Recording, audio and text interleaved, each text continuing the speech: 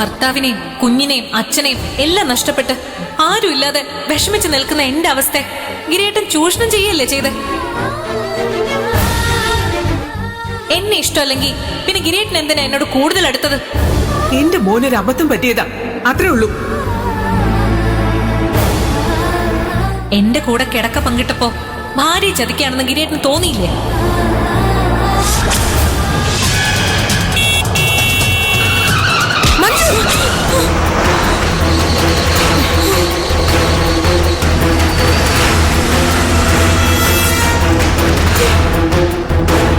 താൻ എന്ത് ഭ്രാന്താടോ ഈ കാണിക്കുന്നത്?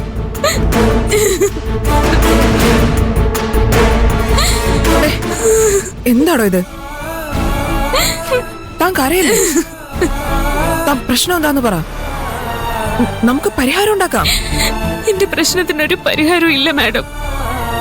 ശരി, പരിഹാരം ഇല്ലാന്ന് തന്നെ ഇരിക്കട്ടെ.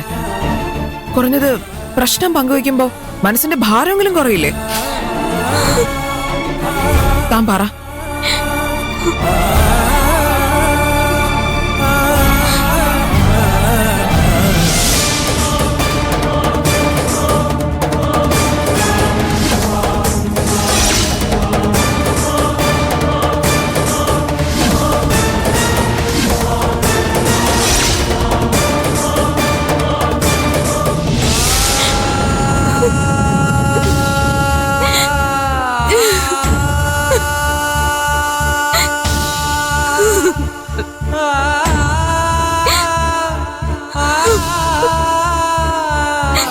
മഞ്ജു, വെള്ളം കുടിക്ക്.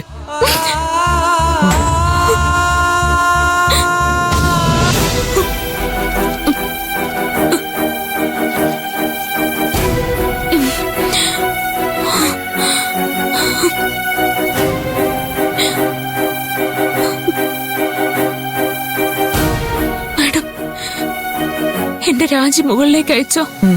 അയച്ചു.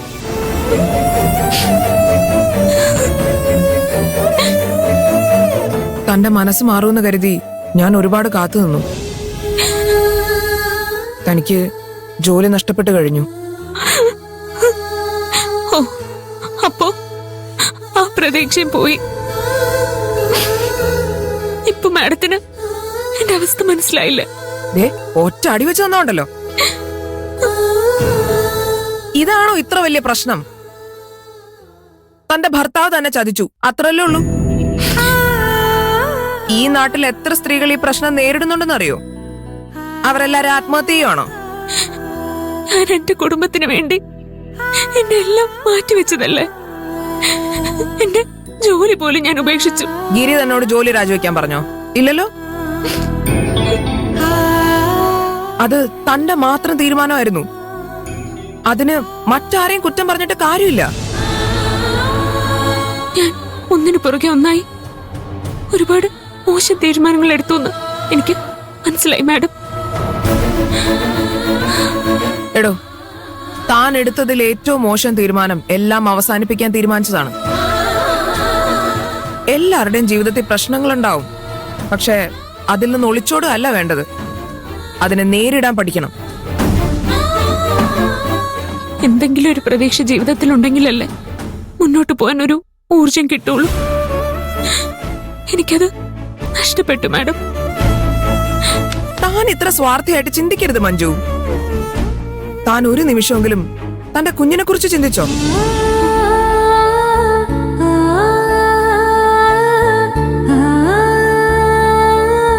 താനൊരു ഭാര്യ മാത്രമല്ല, ഒരമ്മയും കൂടെയാ. ആ കുഞ്ഞെന്ത് തെറ്റ് ചെയ്തിട്ടാ താൻ ഈ ശിക്ഷിക്കുന്നത്?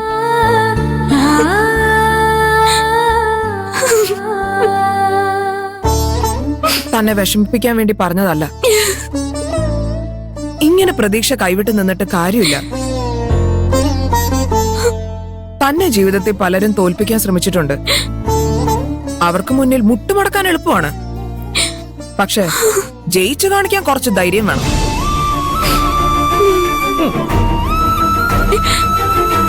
തനിക്ക് ആ ധൈര്യം വേണമെന്നല്ലേ മാധവൻ സാർ ഏറ്റവും കൂടുതൽ ആഗ്രഹിച്ചത്? എനിക്കൊരിക്കലും അച്ഛൻ ആഗ്രഹിച്ച പോലൊരു മകളാവാൻ സാധിച്ചിട്ടില്ല മാഡം. എന്നാ അതിനുവേണ്ടി ഒന്ന് ശ്രമിച്ചൂടെ? തന്നെ തോൽപ്പിക്കാൻ കച്ച കെട്ടി ഇറങ്ങിയവരുടെ മുന്നിൽ തനിക്ക് ജയിച്ചു കാണിക്കണ്ടേ? തന്നെ അപമാനിച്ച സീനിയർ ഓഫീസർമാരുടെ മുമ്പിൽ തനിക്ക് തലയുയർത്തി നടക്കണ്ടേ? തന്നെ ചതിച്ച ഭർത്താവിന് താൻ ഒരിക്കലും തകരില്ലാന്ന് കാണിച്ചു കൊടുക്ക്. തന്നെ വിശ്വസിച്ച് തന്റെ ഉള്ളി വളരുന്ന കുഞ്ഞിന് താൻ ഒരു പോരാളിയാണെന്ന് കാണിച്ചു കൊടുക്ക്.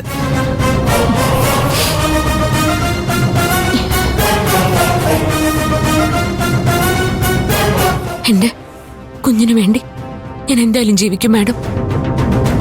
അവൻ അഭിമാനം തോന്നുന്നൊരമ്മയായി എനിക്ക് മാറണം. ഒരാണിന്റെ സഹായം ഇല്ലാതെ എനിക്കവനെ വളർത്താൻ കഴിയുമെന്ന് എനിക്ക് എല്ലാവരെയും തെളിയിക്കണം. Very good. അങ്ങനെ വേണം ചിന്തിക്കാൻ. ഈ വാശി തന്റെ ഉള്ളിലുണ്ടെങ്കിൽ തന്നെ പകുതി ജയിച്ച പോലെയായി. പക്ഷെ മാഡം, എനിക്ക് എവിടെ നിന്ന് തുടങ്ങണമെന്ന് ഒരു ധാരണ പോലും ഇല്ല. അതൊന്നും സാരമില്ല. തനിക്ക് വേണ്ട ഗൈഡൻസ് ഒക്കെ ഞാൻ തരാം. ആദ്യം തനിക്ക് വേണ്ടത് ഒരു ജോലിയാണ്.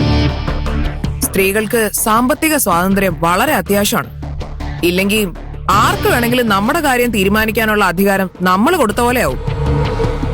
അത് മാത്രമല്ല, താൻ തന്റെ പഠിപ്പും തുടരണം.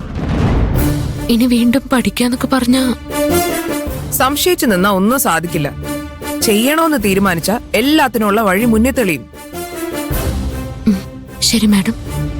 ഇനി ഞാൻ പറയുന്ന ചെയ്യാൻ തനിക്ക് കുറച്ച് ബുദ്ധിമുട്ടുണ്ടാവും. താൻ ഇവിടെ നിന്ന് മാറി നിൽക്കണം.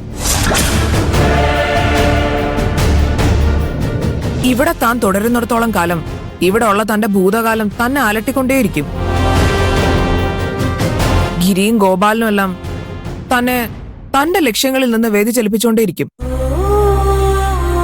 ഈ ബഹളങ്ങളിൽ നിന്നൊക്കെ മാറി നിന്ന് താൻ സ്വന്തം ലക്ഷ്യങ്ങൾക്ക് പ്രാധാന്യം കൊടുക്കണം.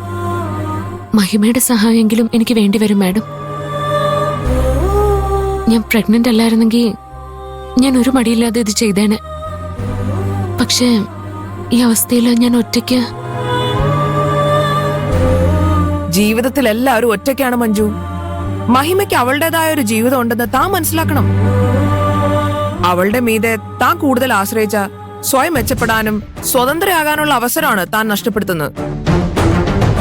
ഈ താങ്ങും തണലും എല്ലാം തന്നെ കൂടുതൽ ശക്തിയാകുന്നെന്ന് തടയുകയാണ് ചെയ്യുന്നത്. ഒറ്റയ്ക്ക് നിന്ന് പൊരുതുമ്പോഴേ തന്റെ ശക്തി എന്താണെന്ന് താൻ പോലും തിരിച്ചറിയൂ. എങ്ങോട്ട് പോണം, എന്ത് ചെയ്യണമെന്നൊക്കെ ഞാൻ പറഞ്ഞുതരാം.